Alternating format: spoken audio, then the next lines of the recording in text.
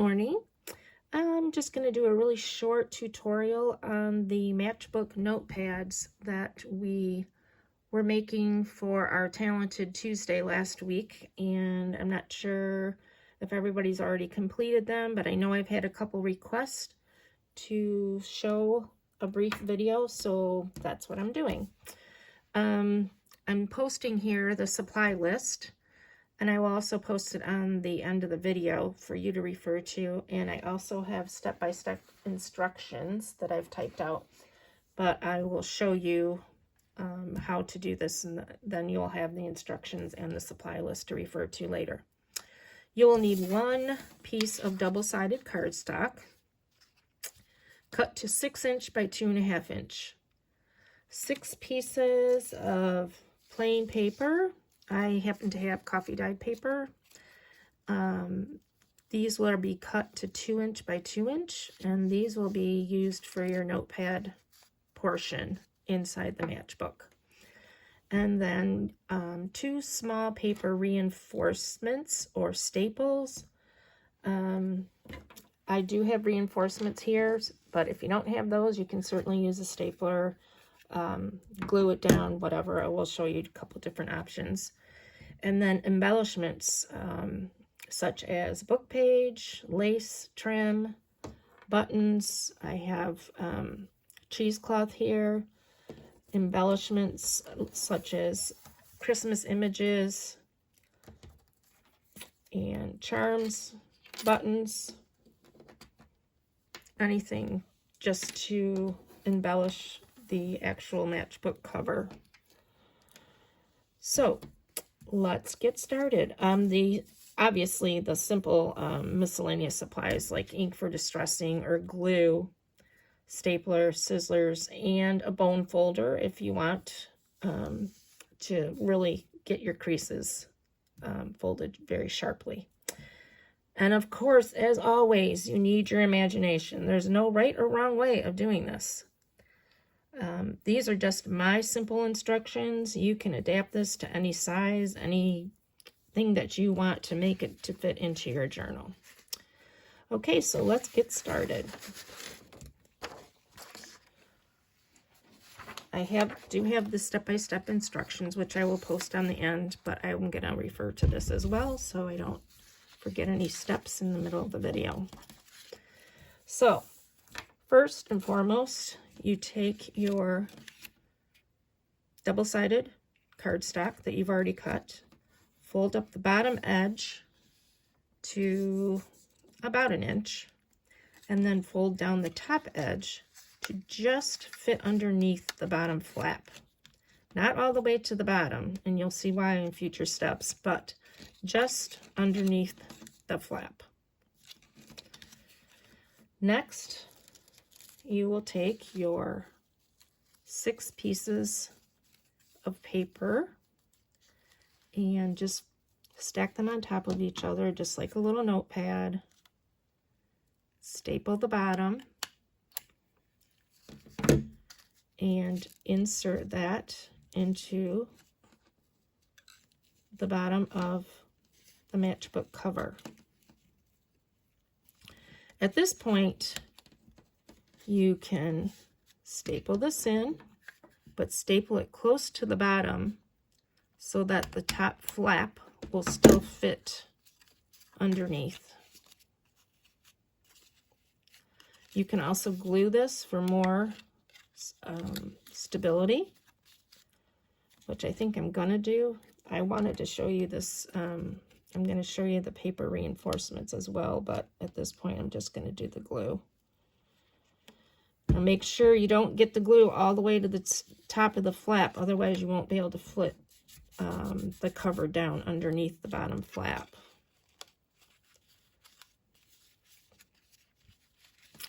And there is your matchbook cover with a little pad underneath. At this point, you're ready to distress with ink, just to make it have a little aged effect.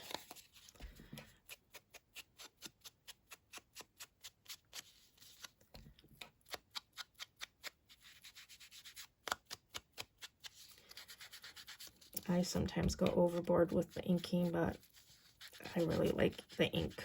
It just brings out the vintage look.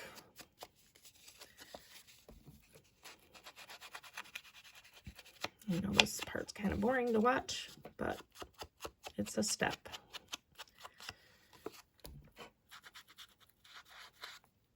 And I distress the inside, the outside, everything, in case you don't adhere it right into the book and people take it out. You want all aspects of this to be aged. And you just flip that right back down underneath the cover. And you're ready to embellish. I just picked a few elements that I had in my Christmas stash, because this is a Christmas one, of course.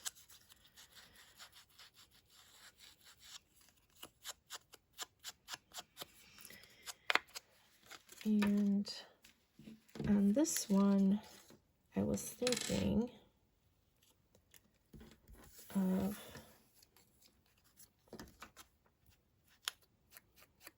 putting something right over that staple on the bottom, just to disguise the staple. I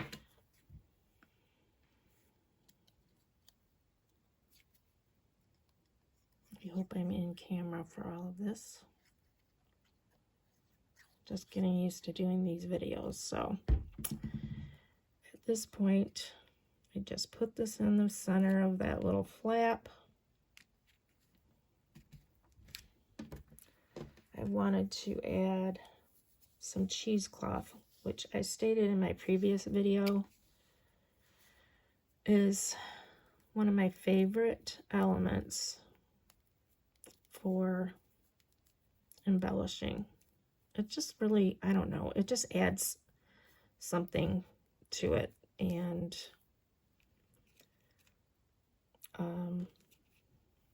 it's just fun for, I think, to put underneath an image. It's easy then to add buttons or charms you can sew on to this cheesecloth, and it, to me, something like lace, but it's very thin and raggedy, and you can just pull it apart.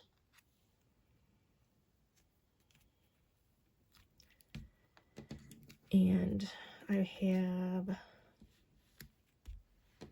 this little charm I wanted to add. I probably need to add more glue to that piece, which I will do. For time's sake, I'm trying to rush here.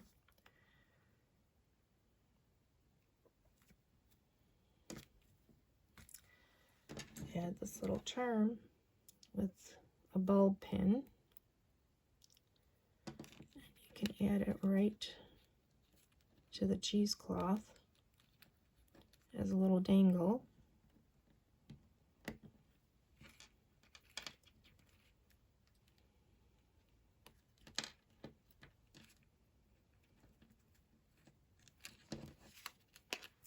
And there you go. So that's one. You can still open it, it can still be written in. And you can tuck this into any little spot in your journal for an added area for journaling. It's kind of a hidden little thing, but so let's do one more.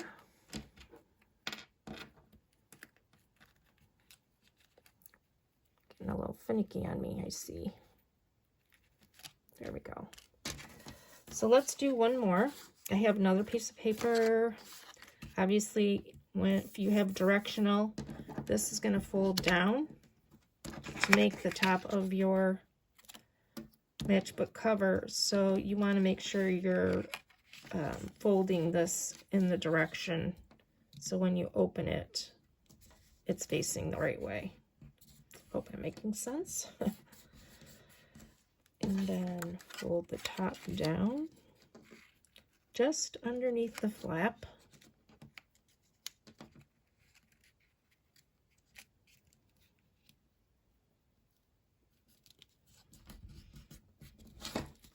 Crease this. Of course, I told you to use a bone folder, but I didn't get mine out, so fingernails are working today. Now you take your papers again, stack them up, staple close to the bottom. I'm gonna lift up the top flap.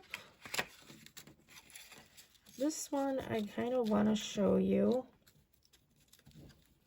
how to use the paper reinforcers.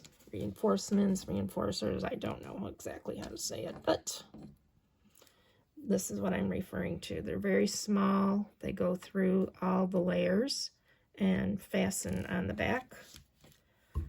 So now I'm going to take my hole punch. I don't know if you'll be able to see this very well, but punch the hole down closer to the bottom of the fold so you still are not hindering that flap.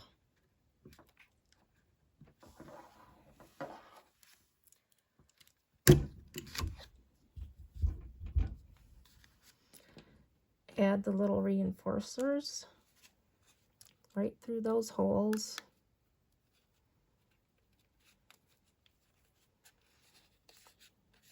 See, and fold them over on the back so it holds your notepad in place. Just something else that can add a little embellishment, bling. I really should have used these on the other paper because there's a little copper in that paper, but this is fine.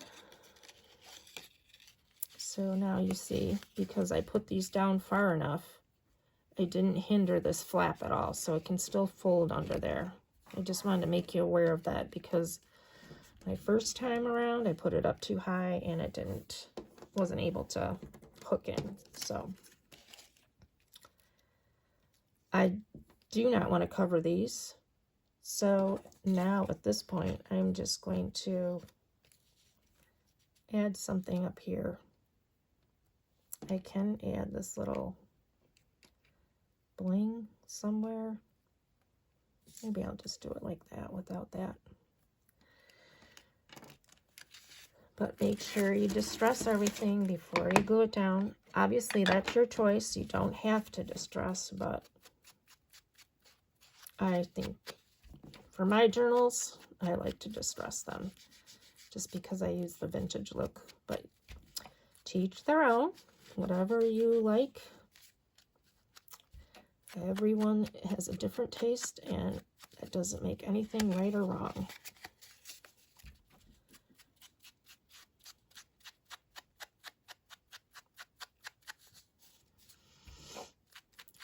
And you can see if you just have all your supplies at hand, these are really quick and easy to make. You can do a mass making and just make a bunch of them so they're ready when you're making your journals.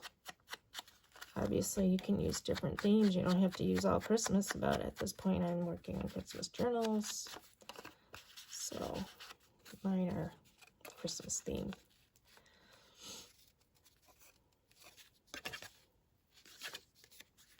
Okay. I also want to embellish the image that I'm going to put on.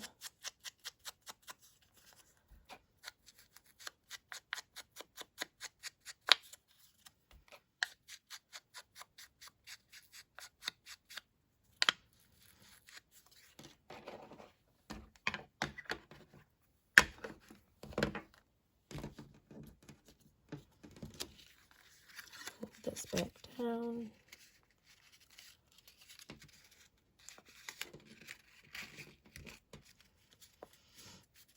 I can't quite get that edge.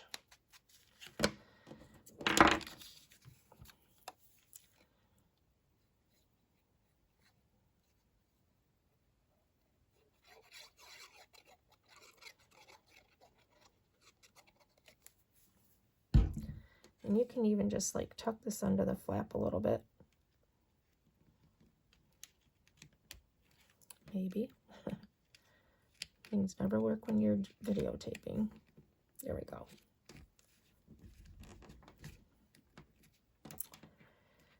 And just add a little bling somewhere. You can use buttons, you can use beads, you can use little charms like I did on that one. Any little dangles, your paper beads.